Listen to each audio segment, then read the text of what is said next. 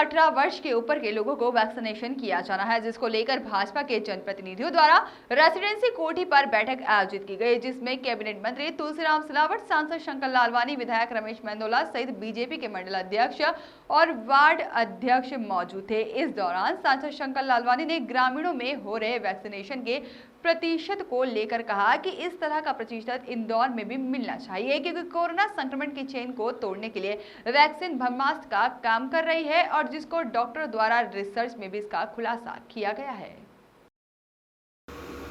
प्रधानमंत्री नरेंद्र मोदी के निर्देश पर देश में 1 मई से 18 वर्ष की अधिक उम्र वाले लोगों को निःशुल्क वैक्सीनेशन किया जाएगा। तैयारियों को लेकर बीजेपी जनप्रतिनिधियों ने बैठक बुलाई, जिसमें जनप्रतिनिधियों ने निःशुल्क टीकाकरण के लिए प्रधानमंत्री नरेंद्र मोदी और प्रदेश के मुखिया शिवराज सिंह चौहान का आभार भी जताया। उन्होंने कहा है कि वैक्सीन का यह अनुभव सामने आया है कि लोगों को कोविड-19 का प्रभाव इसके चलते कम हो रहा है, जिसका डॉक्टर द्वारा एक रिसर्च में पता चला है।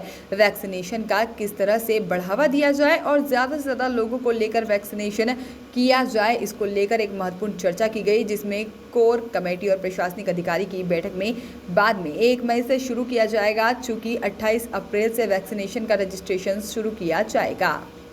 बाइट लगाएं। सांसद शंकर लालवानी ने कहा है कि ज़्यादा से ज़्यादा वैक्सीनेशन सेंटर बनाए जाए ताकि लोगों को दूर वैक्सीन के लिए इंदौर नगर निगम द्वारा शहरी क्षेत्र में प्रत्येक वार्ड में 3 स्थानों पर वैक्सीनेशन सेंटर बनाने की बात भी कही है। वहीं सीईओ जिला पंचायत की निगरानी में पूरा काम करेंगी। साथ ही जनप्रतिनिधि और सामाजिक संस्था के द्वारा मिलकर लोगों को वैक्सीनेशन के लिए निवेदन करेंगी। हालांकि इस दौरान सांसद शंकर लालवानी ने ग्रामीण क्षेत्रों में वैक्सीनेशन प्रतिशत की तारीफ करते हुए कहा है कि शहरी क्षेत्र की तुलना में ग्रामीणों में वैक्सीनेशन के लिए काफ़ी जागरूकता नजर आई है। बैठक के बाद में मंत्री तुलसीराम सिलावट ने कहा कि इस वैक्सीन महायज्ञ में सभी की आहुति जरूरी है। हालांकि लॉकडाउन के आगे बढ़ने को लेकर कहा है कि फिलहाल शहर के व्यापारी संगठन और आम जनता द्वारा मांग की जा रही है कि आगे बढ़ाया जाए, क्योंकि शहर के हालात यह है कि रोजाना बड़े आंकड़ों में कोरोना वायरस मरीज सामने आ रहे हैं। साथ ही मंत्री सिलावट ने कहा है कि वैक्सीन कोरोना वायरस ब्रह्मास्त्र का काम कर रही है, क्योंकि इंदौर की जनता जब भी कोई कार्य करती है तो वह अद्भुत करते हैं। इसका एक उदाहरण पिछली बार कोरोना के समय पलायन करने वाले मजदूरों की सेवा में पता चलता है। वहीं इंदौर के राधा स्वामी आश्रम व्यास में विशाल 600 बेड कोविड-19 केयर सेंटर भी इंदौर की जनता के सहयोग के लिए धन्यवाद दिया गया। जो एक जनता कर्फ्यू जनता के लिए, हमारे परिवार की सुरक्षा के लिए, हमारे घर की सुरक्षा के लिए, हमारे इंदौर की सुरक्षा के लिए, हमारे ज़िले की सुरक्षा के लिए, घर का व्यक्ति घर में रहे, गांव का व्यक्ति गांव में रहे और दूरी के साथ रहे। मैंने कहा ना कि ये कोविड, ये कोरोना पिछली बार की तुलना ज़्यादा घातक, खतरनाक और हानिकारक है, और जिस गति से आया है ये उससे भी ज़्यादा खराब है। मेरा आपके माध्यम से हमारे भाई और बहनों से अनुरोध है कि इस चेन को तोड़ना बहुत ज़रूरी है, और ये चेन जनता कर्फ्यू से टूटेगी और फिर एक ब्रह्मास्त्र जो वैक्सीन और टीकाकरण का है, हर व्यक्ति को वैक्सीन लगवाना चाहिए और कहीं भी हमको पीछे नहीं हटना है, क्योंकि वैक्सीन शुरू से हम कहते हैं 100 नहीं 1,00,000% सुरक्षित है, सुरक्षा देने वाली वैक्सीन है। ये ब्रह्मास्त्र साबित होगा। मैं यही अनुरोध करता हूँ कि हमारी इंदौर की जनता जब भी कोई काम करती है, अद्भुत काम करती है। वो सहयोग भी, क्योंकि मुझे याद है पिछले जब लॉकडाउन लगा था, जब मजदूरों की जा रहे थे, उनके खाने से लेकर, भोजन से लेकर, जूते से लेकर, चप्पल से लेकर हर सुविधाएं इंदौर वासियों ने की है। अभी जिस प्रकार से ये राधा स्वामी सत्संग जो कोविड केयर सेंटर जो बना है, वो इंदौर की जनता के विश्वास पे बना है, उनके सहयोग से बना है, उनके समर्पण से बना है। पहली किस्तों में हमने 600 बेड, हमारा प्रयास है कम से कम 5 या 6,000 बेड वहाँ बने। जो कोविड का जो प्राइमरी उपचार होता है वो वहाँ पर प्रारंभ हो चुका है, वो सैकड़ों की संख्या में वो काम कर रहा है। इसी प्रकार से आपने कहा कि शहर के साथ ग्रामीण अंचल को भी हमको रोकना जरूरी है, वहाँ भी जनता कर्फ्यू का सहयोग हमें लेना है। हमने कहा ना, गांव का व्यक्ति गांव में रहे, हमने पंच से अनुरोध किया है, सरपंच से अनुरोध किया है, जनपद से, जिला पंचायत से, ये सब का एक उसका भी एक्शन प्लान हमने बनाया है, वैक्सीन का ही बनाया है और इस जनता कर्फ्यू का भी। भैया आप दो तरह की व्यवस्था की गई है। एक निजी अस्पताल सीधे प्रयोग करेंगे, सरपंच पंचायत समिति DRF वहाँ सूचना देंगे सभी को और फिर कुछ दिन बाद वहाँ जाने लगेगा। इस प्रकार से गाँव में भी पूरा वैक्सीनेशन का तीसरा चरण प्रारंभ हो रहा है, जिसमें 18 वर्ष से उम्र के अधिक लोगों को वैक्सीनेशन किया जाएगा। क्या कुछ रणनीति किस तरह से होगा? माननीय प्रधानमंत्री जी को सबसे पहले धन्यवाद। उन्होंने वैक्सीनेशन की जो नई गाइडलाइन दी है, इसमें 18 वर्ष के ज़्यादा के हमारे जो युवा साथी हैं उनके वैक्सीनेशन के 1 तारीख से शुरू किया है। मैं माननीय मुख्यमंत्री जी को भी धन्यवाद देना चाहता हूँ। उन्होंने निःशुल्क वैक्सीनेशन की बात कही है, तो ये बहुत अच्छी बात है, सकारात्मक है।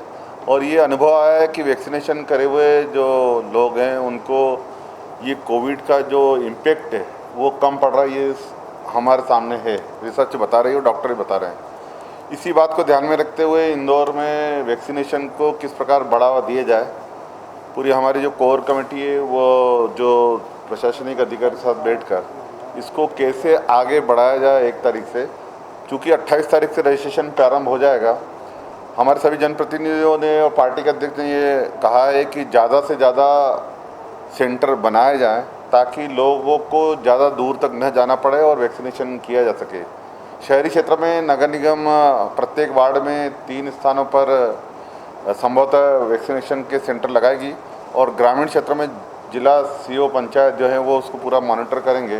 तो दोनों तरफ एजेंसी तय हो गई, उसके साथ पूरी मेडिकल की टीम रहेगी और हमारी टीम भी जो हमारी पार्टी की टीम है और सामाजिक संगठन उनमें सब जुड़ के काम करेंगे ताकि वैक्सीनेशन का जो ग्राफ है, मुझे इस बात का आश्चर्य लगा कि ग्रामीण क्षेत्र में 84-85% वैक्सीनेशन हो चुका, पर शहरी क्षेत्र में अभी भी जो होना चाहिए था 52-53% के आसपास ही हुआ। अगर किसी के मन में भ्रम है तो हम वो भ्रम दूर करना चाहेंगे और हम चाहेंगे कि वैक्सीनेशन ही इस समस्या का हल है। ज़्यादा से ज़्यादा लोग वैक्सीनेशन लगाएं और मुझे लगता है इसी से हम कोरोना से जीत पाएंगे।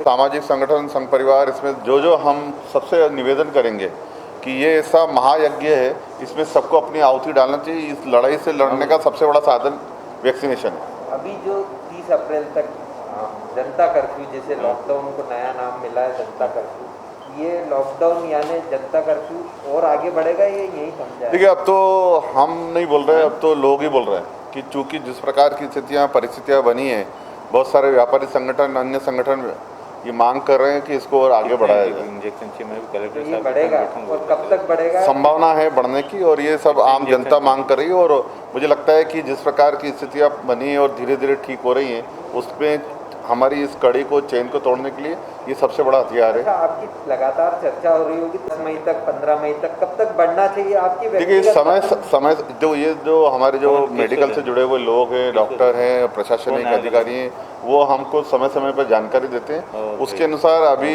स्थिति जो पहले एकदम पिक जा रही थी वो कहीं ना कहीं स्थिर हुई है और हमें लगता है कि इससे और कम होगा अगर हम इसमें जनता लॉकडाउन करेंगे तो। मतलब दोनों सम्मिलित प्रयास होने, वैक्सीनेशन और जनता कर्फ्यू, ये दोनों के साथ समन्वय है। और तो ये प्रारंभ हो रहा है, इसमें क्या ऑन स्पॉट रहेगा या प्री रजिस्ट्रेशन कराना होगा? इस बार का जो वैक्सीनेशन ड्राइव है उसमें प्री रजिस्ट्रेशन किया गया है। प्री रजिस्ट्रेशन की शर्त इसलिए की गई है कि एट अ टाइम सेंटर पे बहुत ज़्यादा लोग ना रहें, लेकिन कई जगह लोग ऐसे होते हैं जो बहुत टेक्नो फ्रेंडली नहीं हैं और उनको प्री रजिस्ट्रेशन करने में दिक्कत आती है, तो निगम ने उसके लिए भी जो टीम्स बनाई हैं अपनी वार्ड, उसमें NGO के टीम मेंबर्स भी हैं, वो लोगों को मोटिवेट भी करेंगे और हेल्प भी करेंगे। अगर कोई व्यक्ति, कोई अधिक आयु के लोग हैं और कोई महिलाएं हैं या अन्य ऐसे लोग हैं जो नहीं अपना रजिस्ट्रेशन खुद कर सकते, उनको रजिस्ट्रेशन करने में भी मदद करेंगे। वैक्सीनेशन को लेकर किस तरह का कार्य योजना हमने तैयार की?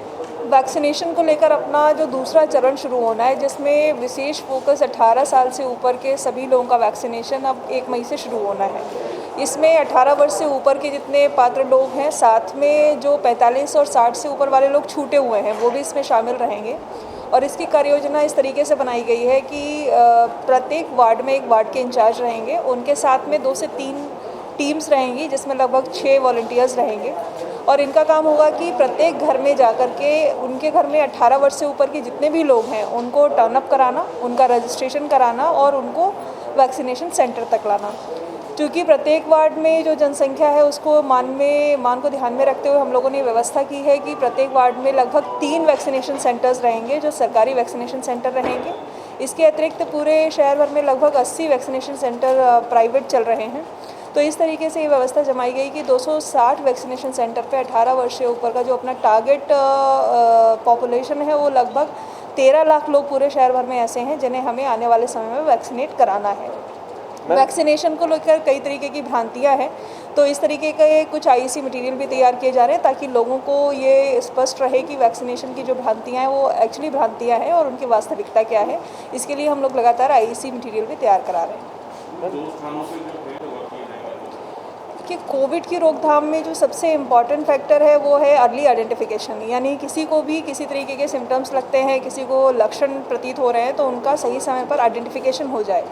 अभी ये दिक्कत लगातार हम लोग पिछले 1 महीने से देख रहे हैं कि लैब्स चूँकि जो डिज़ाइन की गई हैं वो सामान्य समय के हिसाब से डिज़ाइन की गई हैं, लेकिन पैंडेमिक टाइम में अभी एक लैब पर जो प्रेशर है, लैब पर आने वाले लोगों की संख्या है, सुबह 6 बजे से क्यू लंबे दिखाई देते हैं हम लोगों को। और इसमें दूसरा ये दिक्कत आती है, एक तो आने वाले लोग कई बारी ज़्यादा भीड़ होने की वजह से भी इसमें लापरवाही कर जाते हैं कि आज नहीं कल हम अपना टेस्ट करा लेंगे। दूसरा, चूँकि लैब में जाने वाले जो सभी लोग हैं उनमें कहीं ना कहीं लक्षण होते हैं तभी वो टेस्ट कराते हैं, तो उनके लाइकली टू बी पॉजिटिव जो चांसेस हैं वो बहुत ज़्यादा होते हैं।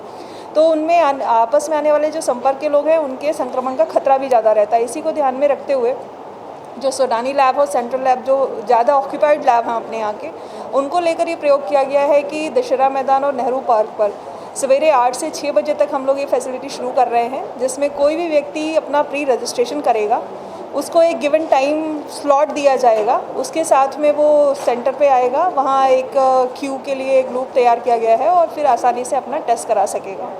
जो अभी का एस्टिमेशन किया गया है उसमें लगभग 15 से 20 मिनट में संबंधित व्यक्ति एंट्री से लेके एग्ज़िट तक अपना टेस्ट करा के जा सकेगा।